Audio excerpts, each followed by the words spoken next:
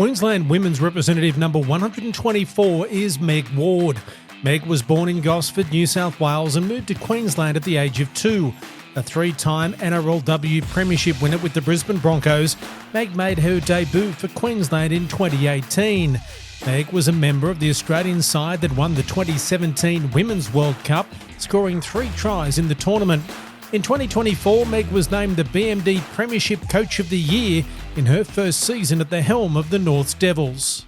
Well, Meg Ward, thanks for your time. What does it mean to you to be a FOG, considered a FOG for Queensland? It's crazy. It's so special. Growing up, I think you watch, everyone gets so excited for Origin period as soon as it's coming up. So to think that I'm now a part of that and a part of that history, especially for Queensland, that's something that's very special. So let's go back to the start. Born in New South Wales, but moved here as a very, very young girl into one of the more rural parts of Brisbane. What was your early years like growing up in basically the bush of Brisbane? Yeah, it was awesome. It was the best childhood I think I ever could have asked for. It was the real lifestyle of like, Mum and Dad would be like, go outside and just run and play till the sun goes down. And then when it comes down, we'll yell out and we'll have dinner ready. It was that kind of lifestyle. And it was just constantly outdoors, riding your bike, kicking the footy. I remember being in the front yard. I used to put my footy pants on and my jersey and walk out with my footy and just picture, all right, I'm walking out in the stadium. And I'd be running along doing chip kicks and like, to no one. I'm just kicking to myself, scoring tries, going, and Darren Lockyer scores, pretending to be Darren Lockyer. He was my idol. So, yeah, it was the best childhood. I was very lucky.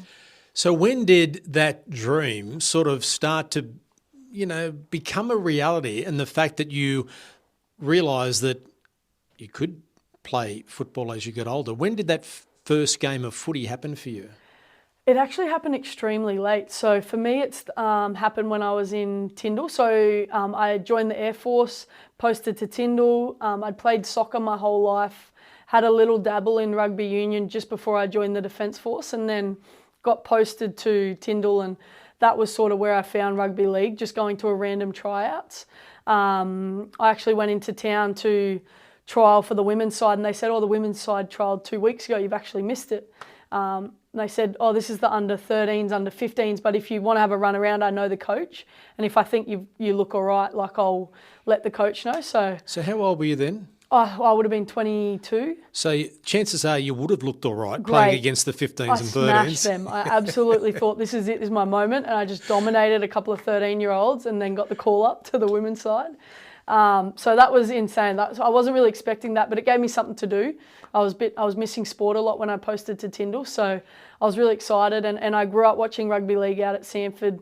I remember Friday, Saturday, Sunday was down at the Stags with Dad till all hours of the night. Sometimes you'd fall asleep under the table while Dad was still chatting to all his mates and having a few drinks, doing whatever they did. And then Dad would be, all right, home time. All the kids would wake up from all different areas around the club and head home. But it was just such a good childhood. We grew up watching rugby league, loving rugby league. It was such a rugby league little community. I just never thought that women or girls could play. Some of the parents had suggested that, have you thought about giving Megsy a run just with the kids? And Dad was always like, no, there's nothing there for her. She plays football, which I did, and I loved it. Whenever I went and run around with the kids at the Stags, they all said, Megsy's got a bit in her, like she could be all right. But there was never a pathway or opportunity, so I just stuck out with soccer.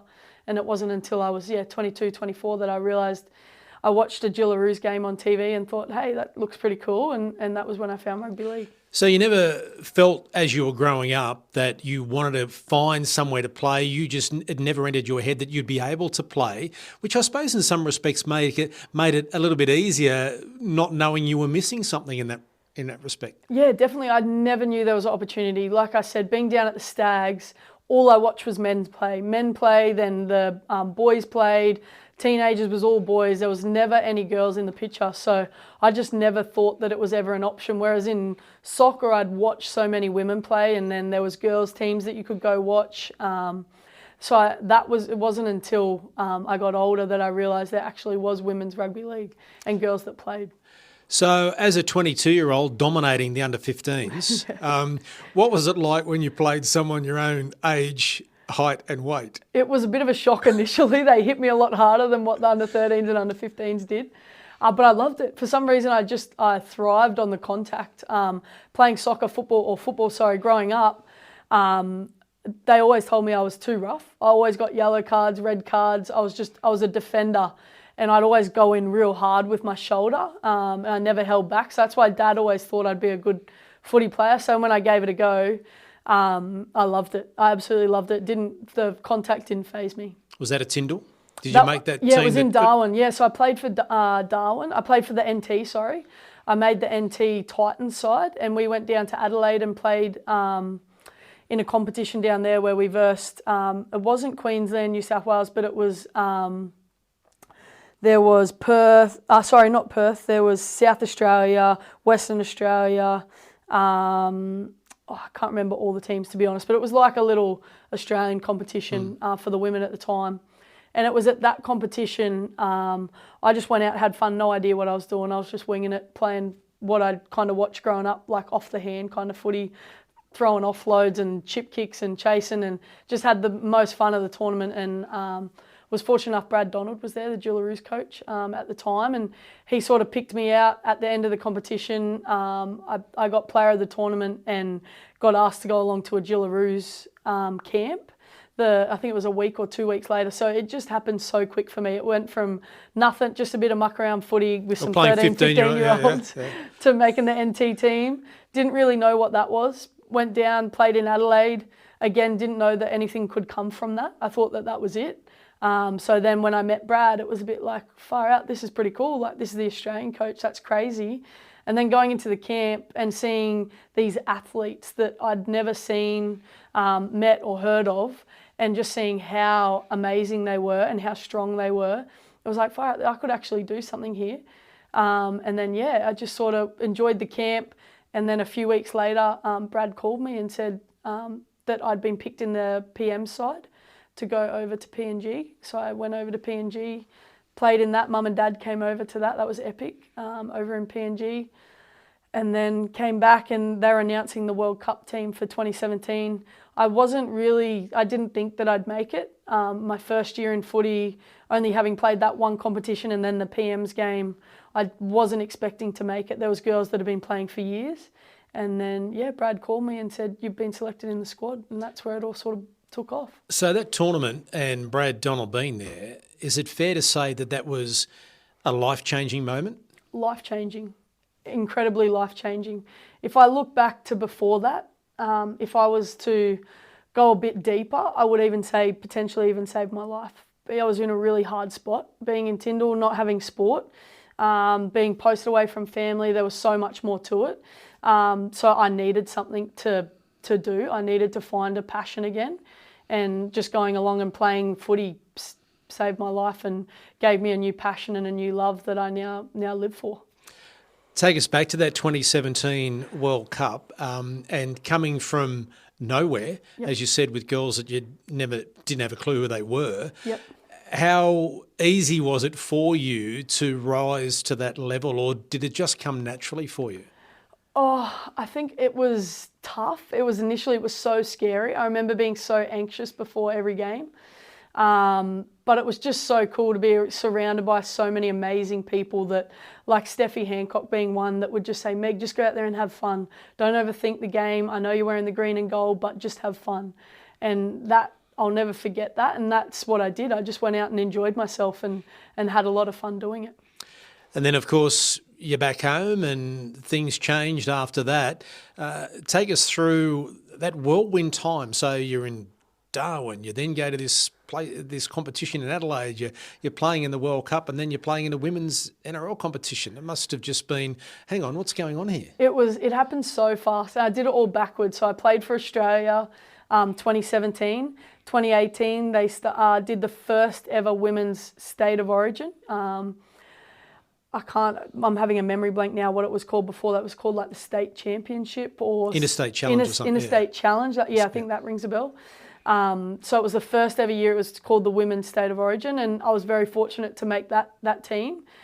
We went down that first Origin. It was 16-10. We went down to New South Wales, down in Sydney. So that it sucked losing, but that moment of being told that you're getting a phone call saying you're in the women's State of Origin squad, you're going to wear a Queensland jersey, was like, I'll never forget it. It was the craziest moment. I remember running out on the field, the fireworks going off, the crowd going insane. I think at the time, which was massive, we might have got 10 or 12,000 in a crowd, which at the time was like unheard of. And it was a huge moment. So yeah, just arm in arm with the girls singing the anthem in the Origin jerseys, what you grow up watching. And I still get goosebumps thinking about that moment running out with the girls. Even though we lost, it was just something I'll never forget. It's interesting hearing you talk about, your early days of playing footy and just having fun and throwing the ball around and basically live footy. Yep. Then you're playing for your country and you get a little bit anxious and Steph Hancock tells you just enjoy it. Yep. What was your mindset then before Origin? Was it anxiety or was it fun or a mixture of both? Definitely a mixture of both. I don't think there was ever a game I played for any team, even when I then made Brisbane Broncos, where I wasn't anxious or I think you call it anxious or you call it sort of stress and nerves. But how I try to look at it now is usually if you're nervous and you're stressed and anxious, it's because you care and you want to do good and you want to be successful. It's why we all do it. So at the time, I was very anxious, but I look back, it's just because I cared so much and I was so excited to be out there. And so now I try and turn that around for players now that I'm a coach and say, hey, if you're anxious and nervous, it's a good thing. It's because you care. Just go out there and do what you do. So, what were your expectations around 27, 18, 19 for the women's game? What was it like being in that environment where it's gone from being, and we've had, Tani Norris and Karen Murphy and Steph sitting where you're sitting talking about staying at the West End Backpackers and having to wear burley jumpers representing Queensland. Yep. You're coming out of that. You're arriving at a time when things are changing. What was it like? It was a bit of a weird dynamic at the time because the women were really fighting for so much at that time and they'd already fought for so long. And then this was kind of the turning point, the first ever State of Origin, the first ever NRLW. It was a real turning point and I sort of came in right at the start of when it all changed. So I never experienced what they experienced. I'll definitely say I was very fortunate. I sort of started right in the period when it took off. But being with those girls, I learnt how grateful I was for all that we had. Hearing some of their stories that you were just talking about and even hearing stories of the raffle fundraisers and selling cars and all these things just to be able to represent Australia or Queensland made me very grateful for being there. But being a part of that fight and seeing where the women's game is now, it's so cool to have been involved in that and to see what those girls... I know there were some really key people in there that were really fought hard for where the game is now, and to see them do that and to see the success that it has now, I think shows how incredible those women are that fought for so long. It's really, realistically, you're talking 2017 World Cup. It's less than a decade ago as we sit here talking now. The game has come on so far. How much you've played, you're now coaching, as you said. How much development has there been inside the last 10 years? Oh, it's massive. Just seeing the athletes coming through. I think the biggest thing is the pathways now that the young kids have. So seeing that they can now play all the way through from under sixes all the way through to the women's NRLW. We're starting to see those young girls now, 15, 16, that have been playing all the way through coming in, and their skill, their knowledge of the game, everything is incredible. And so I think that's only going to continue to grow. As those girls come into the women's space, the game's going to continue to go through the roof. But I think the second part to it is I hate talking about it, but it's money. So now that there's a good amount of money in the game, it's not massive, but we're getting there. Girls can now take time off work to do extra sessions or recovery or those kind of things. And I think at the start, it might have been a minimum of $2,000. We're now at a minimum of 30. So to see that and how much that's helped the girls to take pressure off themselves in needing a job, to be able to pay for things, to be able to pay to live, to be able to pay to have a roof over your head, that's seen a massive development and change in the girls too, I think. Now, I'm not suggesting you'd want to change anything that you've been through, but occasionally do you sit back and say, geez, I wish I was starting now? 100%, 100%, all the time. I see what these girls get. I think like at Broncos at the moment, we nearly have more staff than we do players. That's how well looked after they are and how cared for they are. So of course I would love to be around this time, even going to school competitions. The thought of having a competition where I could just have a week off school and go play footy is like, that's a dream. So as much as I would love to be here now, I'm definitely still grateful for the path that I've taken. And hopefully now I can help some of the kids coming through to one, see how lucky they are, and two, help them develop and grow. From an on-field perspective, what's been the greatest improvement in the women's game? Just the athleticism and probably the knowledge of the game. I think a lot of girls were still definitely learning the game. When you talk to girls, some girls still don't quite understand the real nitty-gritty of footy, and I think that's come such a long way compared to what it used to be. Girls used to just think you just got to run hard and there was no real purpose to what you were doing, whereas now we're starting to get more purpose in what the girls are doing and where they're going and why they're getting there to set plays up for this or that. So it's pretty exciting to see the girls' game develop. So what are you doing now coaching-wise? Coaching-wise, I've been doing a bit of everything with everyone. So if I go to the bottom, so BMD in the women's, so for QRL, the BMD is the top women's competition in Queensland. So I just recently coached the North Devils in my first ever head coach role, which was awesome. I had the absolute time of my life. I had an epic team. We were very fortunate to make it to the grand final and went down to the cutters, but just the season itself I absolutely loved. And then I'm also assistant coach with Scott Prince at the Brisbane Broncos, which I'm loving. We just on the weekend got a win to take us through now. We're guaranteed semi-finals, which is awesome. And then I also was with the Queensland side as the blue trainer, as an assistant coach as well, helping out the back five for Queensland this year. So that was an epic experience. And then I've just said yes again to the PNG Orchids at the end of the year for the Pacific Tour. So do you see your future in the game as a coach? Can you see yourself making that progression from Norths through to an NRLW side to potentially even an NRL role? Definitely, I would love to. That's the goal, is to become a head coach one day. Am I there yet? I'm not sure I'm quite there yet. I'm still learning a lot. I learn a lot head coaching Norths, that it's not so much about coaching when you become a head coach, it's about people management and getting a good staff behind you that you know can help you get the girls to where they need to be. So I definitely learnt that being involved in Norths, but that's where I want to go. That's definitely what I see myself doing. Initially, I thought maybe I could be like an Alfie Langer and just be that really good blue shirt and nail it and be the fun one, which I also don't mind the idea if that's me for the next few years. But I love sort of getting involved in so many different teams because you see so many different coaches and how they coach, and you get to kind of take the good bits and see the bad bits and then put it together into what you want to be. So I'm enjoying doing that at the moment. Who's had the biggest influence on your career? Wow, that's a big one because I've had multiple coaches that I know I've learnt so much from. Just Scotty Prince at the moment, if I was going to talk about him, his knowledge on the game, his attack, what he can see, his vision, even when he breaks down other teams, what he can see that they're doing and what they're trying to set up and how we would defend that. It's like just being in his mind would be epic because it's just so cool, some of the stuff he sees and how easily and simple he breaks it down. But then in saying that, Tani Norris being, both of them being ex-FOGs actually, Tani obviously was a massive pioneer in the women's game, and I've never met someone so passionate about the women's game and where it's going. So I've definitely learnt a lot from her as well. And another one is Ben Jeffries. So he's now currently down at the Knights, worked for, he head coached at PNG, and I was involved in that World Cup campaign just recently over in England. And I just learnt so much from him just in patience-wise, cutting up video and what you're looking for and what you're cutting up and why you're cutting it up and how it helps the girls. So yeah, they're probably three that have had a lot of influence on me. What do you miss the most about playing?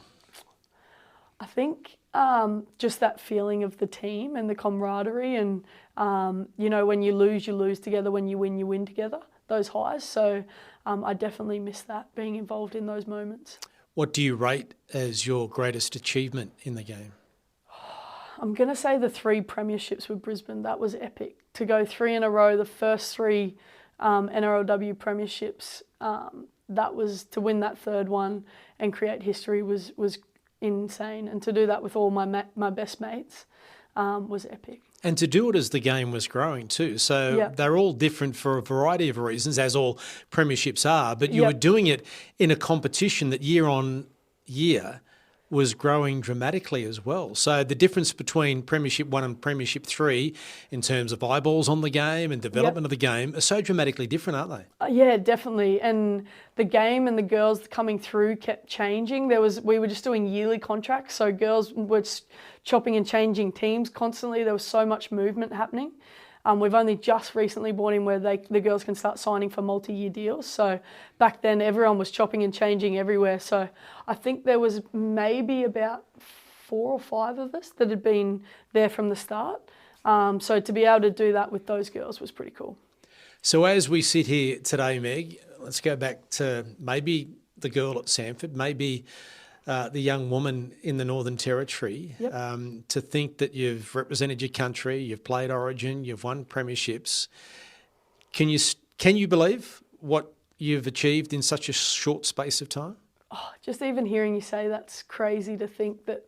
I remember I would have only been maybe 12, and I sat at a table with mum and dad and said, one day I'll play for Australia and I'll pay your mortgage off, because I remember having money issues. I've still not quite paid their mortgage off. Haven't put anything towards it actually.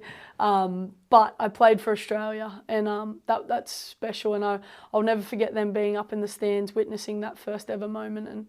And to think about what I was able to achieve in the game in such a short period of time is crazy and so special, and where it's taken me on my life journey now, and what the game's given me, I'll be forever grateful for. Well, Meg Ward, thanks for your time. Congratulations on a wonderful career. Thank you so much. Thanks for having me. Thanks for watching this episode of the FOG's Queenslander podcast. If there's a FOG you want to hear from, leave a comment to let us know. And don't forget to like and subscribe so you don't miss any of our videos.